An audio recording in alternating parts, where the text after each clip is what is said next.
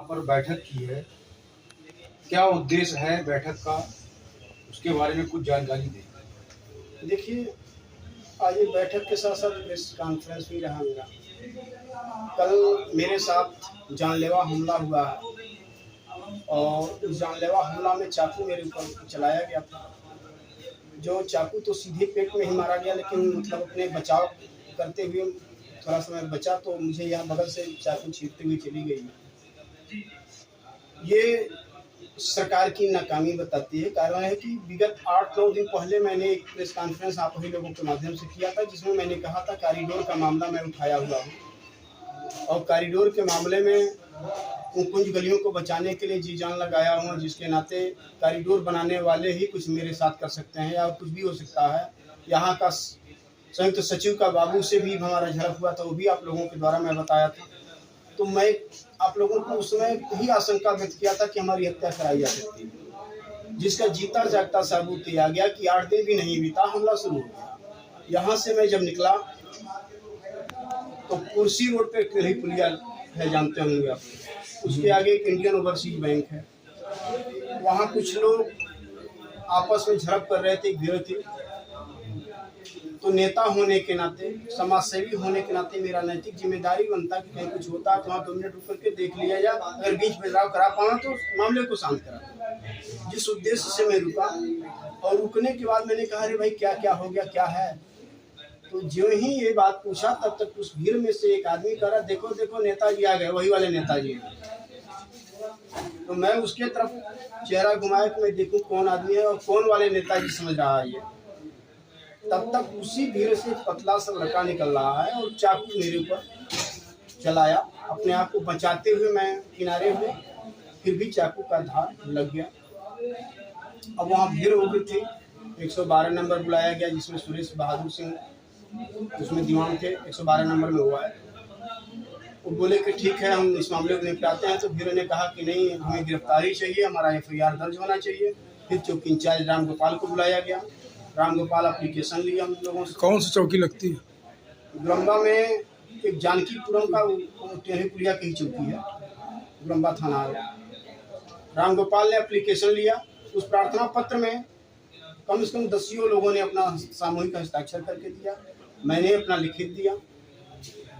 उन्होंने कहा कि मैं FIR दर्ज कर लूँगा, सुबह आपको बुला करके दूंगा और रात बिरात उन लोगों को गिरफ्तार कराऊंगा। लेकिन अभी तक कोई सूचना मुझे नहीं मिली कि मेरा FIR उन लोगों ने दर्ज किया या नहीं किया। दूसरी बात, किसी को गिरफ्तार किया या नहीं किया, जबकि तो इसके बारे में आपने जानकारी नहीं करी क्या? मैं उनके पास पहुंचा था तो राम गोपाल ने कहा कि ठीक है नेताजी, अभी हम आपको 1 आध घंटे बाद मुहैया करा देंगे। तो 10 बजे के बाद मैं इधर चला आया, क्योंकि दवा मुझे लेना था। रात में ही मैं गया था जब गुरम्बा थाने के सिपाहियों के साथ मेडिको लीगल कराने। तो मेडिको लीगल हुआ था तो वहाँ डॉक्टर ने इंजेक्शन वगैरह दिया, फिर मलहम पट्टी जो भी करना था उन लोगों ने किया, ब्लड वहाँ रुका। उसके बाद फिर वहाँ से हम आए तो फिर दवा कराने लगे। उसके बाद आप लोगों से मुखातिब हो रहे हैं। और इनका फ़ोन करने के बाद मैं राम गोपाल को जब फ़ोन किया हूँ तो उन्होंने कहा कि FIR नहीं दर्ज हुई है, NCR दर्ज हुई है। जबकि हम रात में मांग किए थे, जनता मांग की थी कि FIR दर्ज होना चाहिए। NCR दर्ज हुई है और 25/24 उन्होंने नंबर बताया, तो वो नंबर कहीं किसी और का जा रहा है। ठीक, अब मेरे कार्यकर्ता धीरे धीरे जुटे यहाँ। हम लोगों में वार्ता हुई कि हम अविलंब वहाँ हमारे कार्यकर्ता जाकर के प्रदर्शन करेंगे। सीधे लोग नहीं मानेंगे तो चक्का जाम करेंगे, उससे जानते नहीं करेंगे तो जहाँ जहाँ हमारा संगठन है, जिस जिस जिले में चाहे प्रदेश में है, हर जगह जन आंदोलन हमारे कार्यकर्ता करेंगे। क्योंकि सरकार की मंशा इस समय संदिग्ध अवस्था में लग रही है। कमलेश तिवारी वाला हादसा मेरे साथ अपनाया जा सकता है, ये मुझे लगा। आपको जो है जान का खतरा है आपके पास, तो क्या कहना चाहेंगे आप? यही कि अगर सरकार के अंदर नैतिकता है तो जान की सुरक्षा कराए, नहीं तो फिर कमलेश तिवारी की जैसे हमारी हत्या हो जाने के बाद दूध भी बजाए। ये सिस्टम है, प्रशासन को ये चाहिए। क्या आपको लगता है कि पुलिस प्रशासन इस तरह लापरवाही दिखा रही है? नहीं, बिल्कुल लापरवाही अगर ना दिखाती तो अब तक गिरफ्तारी हुई होती और मुझे सूचना मिला होता। अभी तक गिरफ्तारी ना हुई, सूचना कुछ ना मिला, तो इसका मतलब लापरवाही है।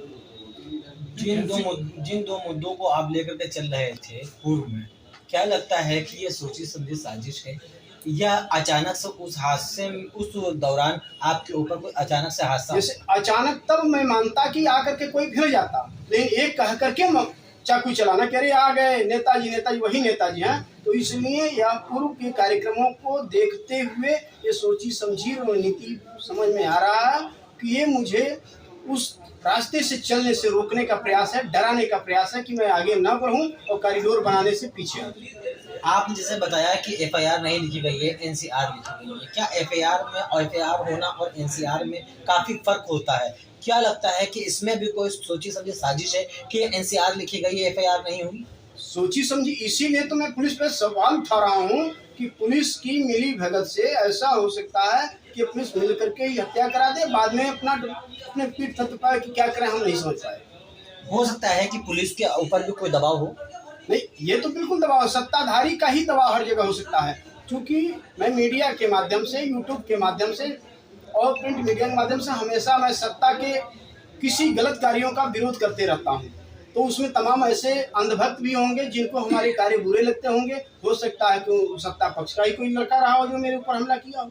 इस पर पुलिस को संज्ञान लेना चाहिए, पुलिस को कार्रवाई करनी चाहिए और तत्काल जो है सरकार से लेकर प्रशासन तक हमें सुरक्षा मुहैया कराने की व्यवस्था करानी चाहिए, नहीं तो मेरे साथ कुछ भी हो सकता है। क्या आप अपनी इस लड़ाई को लेकर के जो अगर आपकी जो भी मांगे हैं, अगर वो मांगे नहीं पूरी हो रही हैं, अगर आपकी कार्रवाई को आगे पुलिस संज्ञान में नहीं लेती है, क्या इसको लेकर कोई धरना प्रदर्शन भी करेंगे या उसके साथ में आप अपनी सिक्योरिटी भी मांगेंगे? नहीं, देखिए, धरना प्रदर्शन तो हमारे कार्यकर्ता तैयारी कर लिए हैं, पूरा तैयारी हो चुका है और बहुत जल्द हर जिले में ज्ञापन जाएगा डीएम को कि अगर ऐसा कुछ नहीं हुआ तो उसके बाद फिर हम लोग सड़क जाम करना शुरू करेंगे। और सुरक्षा देनी उनकी नैतिक जिम्मेदारी है। अगर जरा सा भी नैतिकता है सरकार के पास या प्रशासन के पास और किसी जान को खतरा को देखते हुए, भांपते हुए उसके नजरअंदाज करने का मतलब यह है कि वो हमारे साथ गलत कर रहे हैं और सुरक्षा देना उनकी नैतिक जिम्मेदारी। जैसे कि अभी आपने कुछ देर पहले कहा था कि हमने अभी 8 दिन पूर्व एक मीडिया से बात करते हुए ये बताया था कि हो सकता है हमारे ऊपर कोई जानलेवा हमला हो जाए। तो क्या इसकी इंफॉर्मेशन आपको पहले से मिली थी या कोई धमकी भरा कोई पत्र भी आपके पास प्राप्त हुआ था? धमकी भरा पत्र नहीं था, लेकिन 8 दिन पहले जो हमारी संयुक्त सचिव के बाबू से बात हुई उसने जिस लहजे में मुझे कहा कि मैं ऐसी पार्टी नहीं जानता, कौन सी नई पार्टी आ गई, इसलिए मुझे वहाँ आशंका लगा कि ये सत्ता के दबाव में वो काम कर रहे हैं, मेरे साथ कोई भी अप्रिय घटना कर सकता। वो उसमें क्या मामला था जो उसने ऐसा, जो क्या प्रकरण था जिसमें उन्होंने संयुक्त सचिव ने ऐसा क्या बोला था? प्रकरण ये था कि मैंने महामहिम राष्ट्रपति महोदया को पत्र लिखा था कि कुंज गलियों को न तोड़ा जाए और कॉरिडोर न बनाया, क्योंकि वहाँ से जन हताहत होता है, कोई कार्य नहीं होता। वो लेटर वहाँ से पिटीशन बन करके आया था संयुक्त सचिव भास्कर पांडे के पास। भास्कर पांडे ने कहा, जब वार्ता हुआ तो या वो फोन उठाए या आपने किसी माता को, लेकिन मैं